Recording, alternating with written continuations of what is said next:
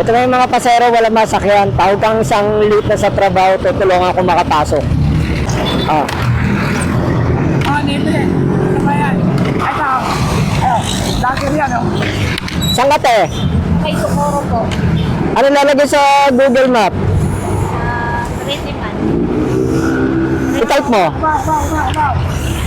I-type mo yung ano. Anong oras ba pasok mo? Pasok. Apply pa lang. Mag-apply ng trabaho. Redicon sa Cubao. Sakto to? Sige.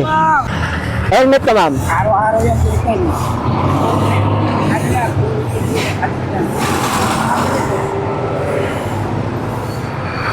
Okay ka na? Apa. Kataboy para sa'yo.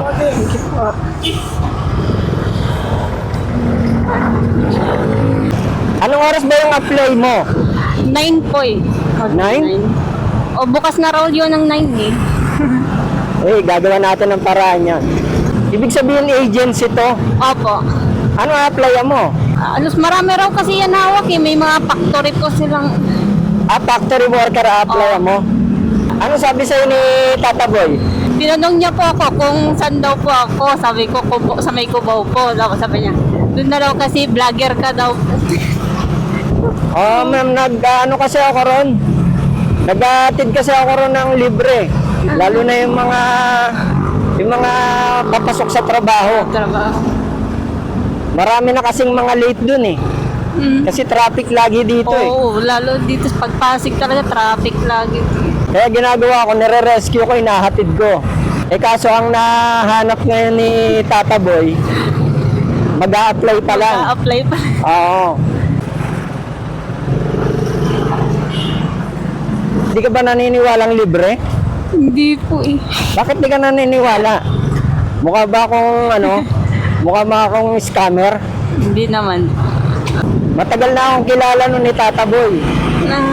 Yun talaga nagtatawag ng pasahero ko dun eh. Kita mo, binayaran ko siya, di ba? Aba. Dati inalok niya na rin ako hindi kasi. Ha? Dati po. Halos pangalawang beses niya na ako inaan. Taga saan ka ba? Taga Bicol po. Ibig sabihin bago ka lang dito sa Maynila. Oo, halos 3 months pa lang. Tapos naghahanap ka ng trabaho. O, galing na kasi ako ng Malabon, umalis ako eh. Kaya mag-a-apply ulit. Malabon? Oo, layo nga eh. Malabon tapos Pasig. So, nag-apply kasi ako sa Cubao. Tapos doon kami na destino sa Malabon. Tapos So wala po eh. inayawan mo. Inayawan namin kasi panay rest day na lang. Wala na, sabi ko sasahorin dito eh. Puro rest day. O, So wala halos nang alternate na lang yung pasok namin. wala nang sasahurin. Wala na. Kaya nag-resign ka. Nag-resign na. Apply ka ng bago. Tama-tama pala yung tinawag ni Tata Boy eh.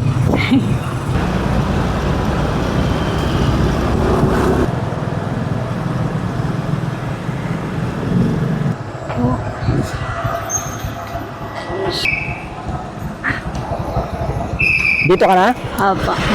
Yan. Yan mo sa palok. Eto. Yan. Yan. Sige. Welcome po. Galing mo pag-apply Sa init ng araw, sa gitna ng traffic, may motor na tumirik. Pagod na ang dibdib, naubusan ng gasolina. Wala